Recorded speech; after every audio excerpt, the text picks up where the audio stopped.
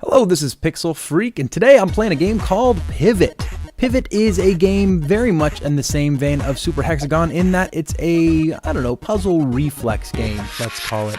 As a matter of fact, I would call it very similar to Super Hexagon, so much so that it's probably easier to describe the things that are not the same as Super Hexagon as it is to say the things that are similar. But that's not to say that Pivvot's not without its own merit, because this game actually fills in all of the criticisms that I had about Super Hexagon and makes a, I feel, superior game. Now, a lot of people are going to disagree with me there because, especially the people that really liked it, they're going to have some nostalgic and emotional attachments to Super Hexagon, but I feel that Pivvot is a better game.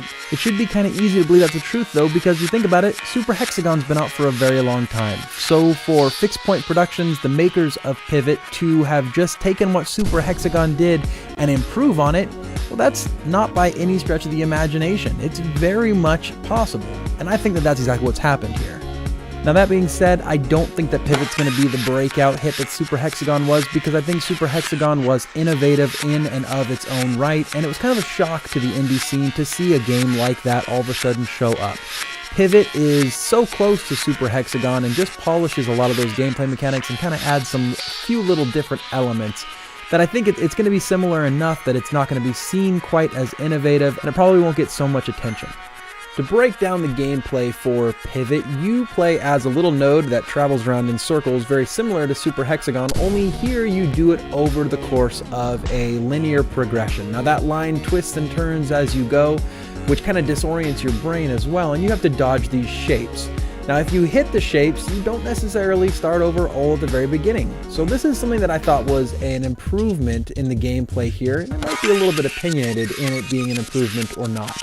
But in this game, when you travel down that line, you hit certain nodes that act as checkpoints and allow you to start back at the last checkpoint so that you can progress through the level. In this game, your objective is to complete the level with as few deaths as possible. At least that's the normal mode. There is an endless mode that allows you to go through as long as you'd like to, and as soon as you die, the game ends and your clock ends, and in that way, it's very much like Super Hexagon, but these level progression ones with nodes, I find that to be a step up on Super Hexagon, because I like to feel like I'm getting somewhere and not just improving on some marathon score that I had last time I played. Another part that I thought that Pivvot had a leg up on Super Hexagon is the continuity of the music. So in Super Hexagon, when you die, the music cuts off very sharply and then kicks back in at a similar location, but it really disengages the player. Pivvot, however, operates slightly differently.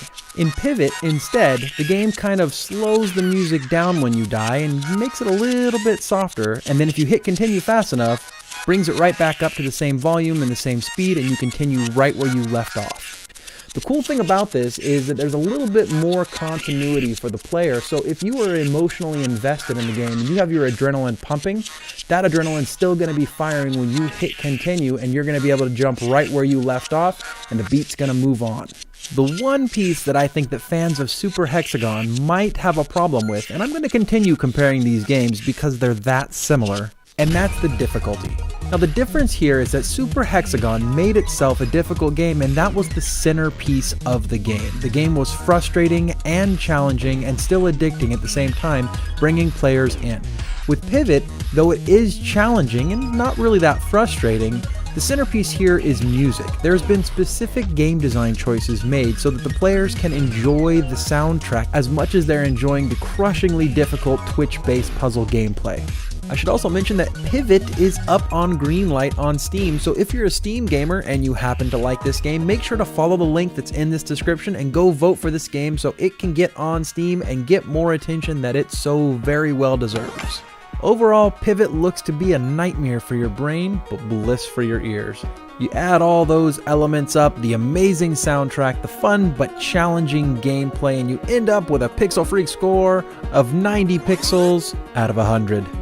Make sure to like this video, subscribe to the channel, and until next time, this has been Pixel Freak.